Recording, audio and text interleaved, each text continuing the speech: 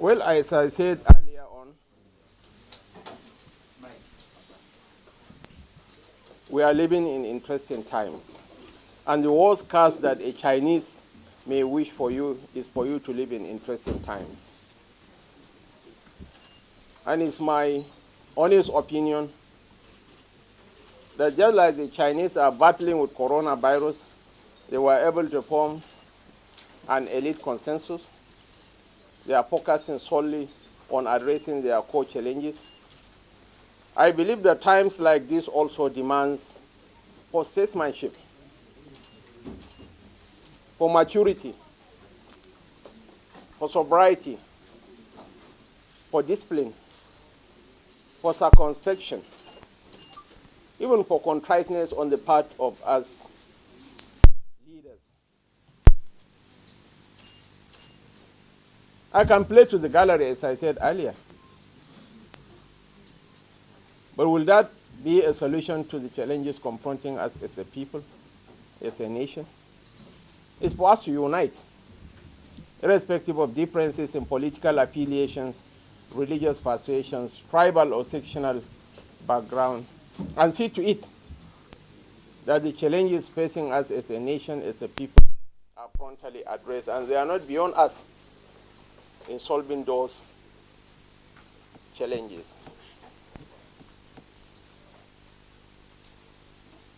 This has been my position. Currently, we are holding a meeting of the ad hoc committee on the national security architecture, where we can make our contributions, where we believe very soon the nation will heave a sigh of relief. But I believe, quite frankly, that grandstanding, playing to the gallery, pouring venom on the presidency will not solve the problem. And by and large, as H.S. Aga said, the truth that sets men free is most often the truth that men prefer not to hear. We cannot just demonize Buhari. Buhari did his best.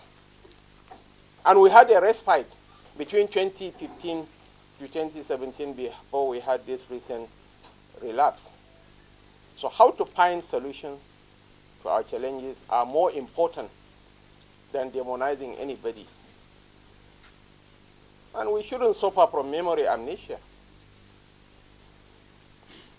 And for us from the Northeast, frankly speaking,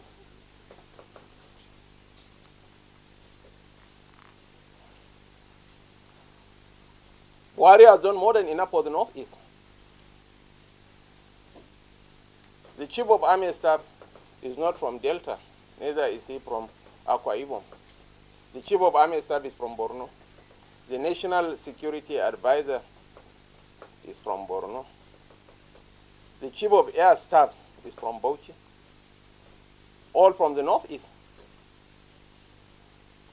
Buhari was instrumental to the creation of the Northeast Development Commission. Now we have a plethora of bills, motions coming from all parts of the country agitating for their own commissions as well. It was under his tutelage that oil, billion barrels of oil, were discovered in the Northeast, in Bauchi. So we have to give it to him. He placed in our people a strategic position to find solutions to our common challenges. And if we are going to apportion blame, we need to be very fair to this poor old man. But I will stop at that. As I said, discretion is a better part of valor. Sometimes silence, not even sometimes, most times, silence is golden. This is why I've shied away. I've gotten requests from several media houses, but I felt compelled to speak to you as a group. Not that I can't communicate, no. With all modesty, I'm a good communicator. But then, discretion, I said, is a better part of valor. Sometimes certain things should be left unsaid. But by and large, I will answer broadly some of your questions for us to cement the relationship. Punch, Tribune, Vanguard. Hold on first. Let's restrict to 3, sir, because I left a meeting to come and honor you. Okay, so Punch, Tribune, Vanguard, please. Down. Stormy, the weather might well be, but it won't rain forever. Certainly, we have reached the nadir in our crisis, and we are going to bounce back as a people. The people of Borno love Buhari. Maybe, probably, their expectations were exaggerated. People thought he has a magic wand. He doesn't have one. But I believe it's a temporary hiccup. The people of Borno, the people of the Northeast still passionately love Buhari. Without the cooperation of the people of Borno, the civilian JTF couldn't have come into being. The people and the government of Borno are fully behind the president, are fully in support of our security establishment, who have lost lives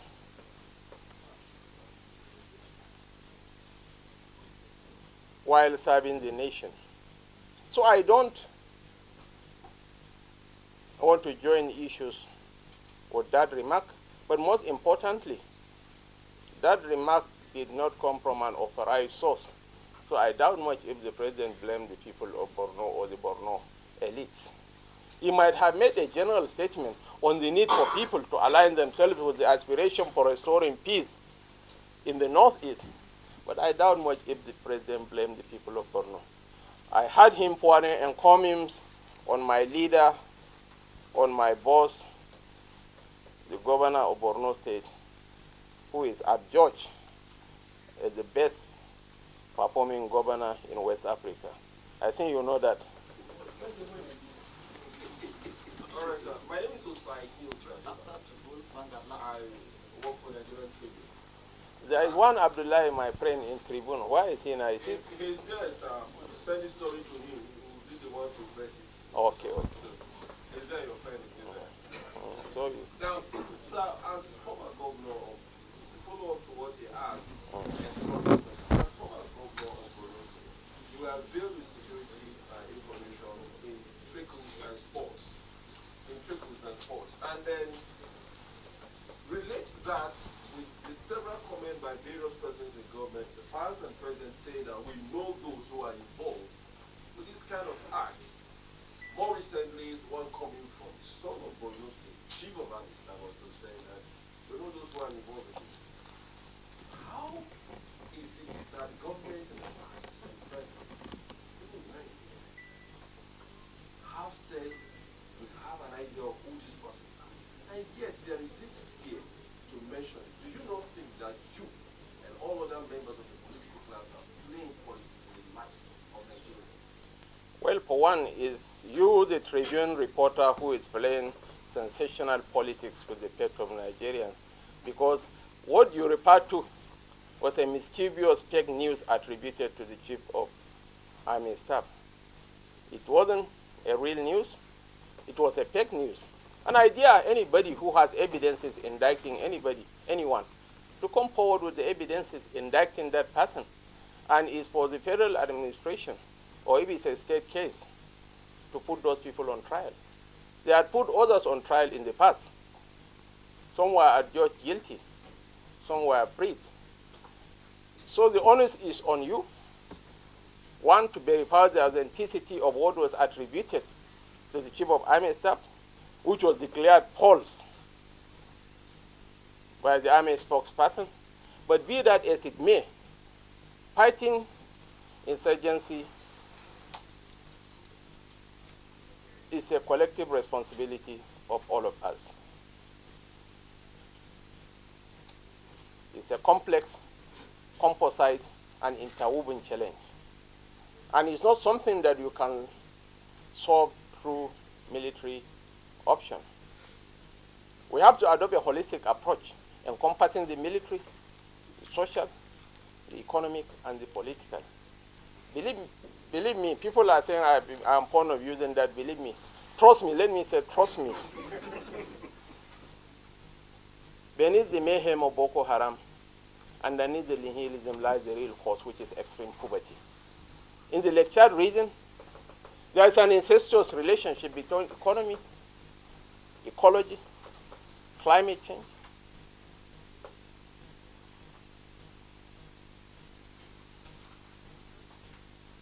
And the most frightening aspect, apart from the desiccation, the shrinking of the Lake Chad from 25,000 to less than 2,000 square kilometers,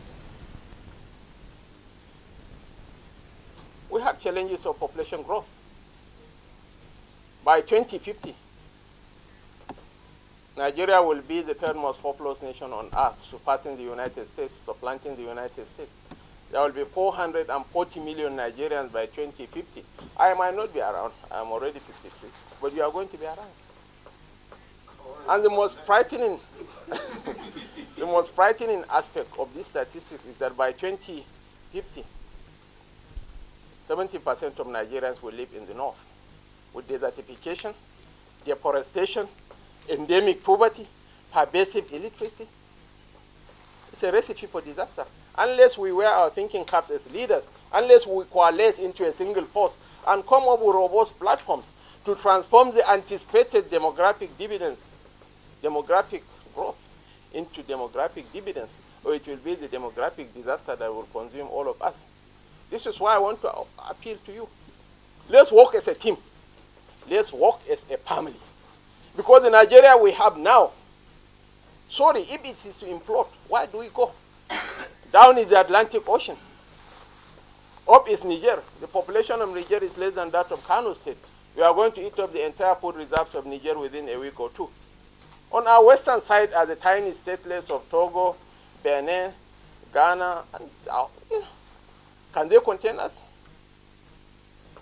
On our eastern side, Cameroon, Central Africa, they are also contending with their own problems, mountain ranges of Cameroon and so on. So we have to make this country work because the trajectory of global growth is focusing Africa. The Asian economies are maturing. And Nigeria will make or mar that transition. 1 out of every 4 black men is a Nigerian. Along the streets of London, if you see an African walking with confidence, with a swagger, not giving way to the white man, you don't need a soothsayer to tell you that that bloody nigger is a Nigerian. We are very proud, very the most progressive, the most upwardly mobile immigrant community in the United States are the Nigerians. So we have to make this country work. The future for the black man, I dare to say, rests not with the hard-drinking South Africans, no. The hope for the black man rests not with the obsequious Kenyans, no. The hope for the black man rests with the Okoro people of southeastern Nigeria, who are described by Ali Mazrui as the Nigerian Jews, geographically mobile, economically enterprising, and educationally ambitious. The hope for the black man rests with the Yorubas of the Southwest, who are the most educated and the richest of the black race. The hope for the black man rests with the much hated and demonized Hausas. Wherever you go in this country, you have not seen an Igbo man and a Hausa man, that town or village is an incomplete village. Very enterprising people. I am not a Hausa man, mind you. I'm a bloody Kanuri man. So let's work as a team, as a family, to solve our challenges. And most of these challenges, most of these problems are not insurmountable. They are not beyond us. Believe me. Armed banditry, Boko Haram, the herdsmen, sedentary farmers clashes, the ethno-religious tensions here and there, they are solvable. We can solve them. We can fix this country collectively as a family, not for our own sake. We miss the agricultural age. Africa missed the industrial age. We are now in the knowledge-driven post-industrial age, where people are talking of nanotechnology, of artificial intelligence, of big data. We are talking of Amotekun. We are talking of restructuring. We should be much more serious. And I think a lot is expected from us. I would have had 2 questions for you. But because you have answered and you cannot cope with where we work, you're already sweating. Like a Christmas dog. I know it's not easy. You cannot cope. So maybe I will relieve you, sir. Thank you so much. Yes, sir, because this is where we work like code room. Thank you, distinguished, for honoring our... You are the chairman.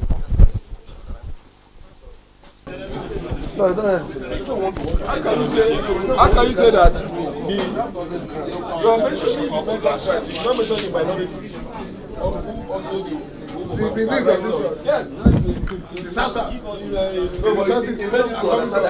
Did he even mention it?